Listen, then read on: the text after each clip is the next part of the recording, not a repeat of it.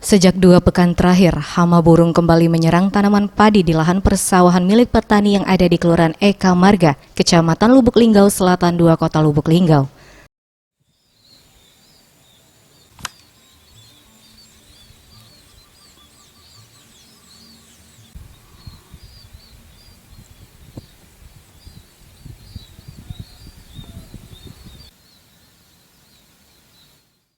Berbagai upaya telah dilakukan petani untuk menangkal serangan hama burung, mulai dengan memasang peralatan sederhana yang terbuat dari tali plastik dan kaleng bekas, hingga berkeliling di lahan persawahan untuk mengusir hama burung pipit.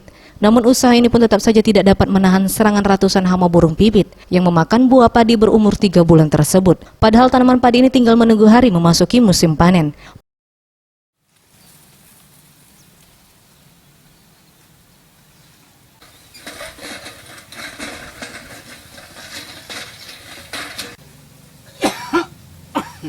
Ya, sama burung.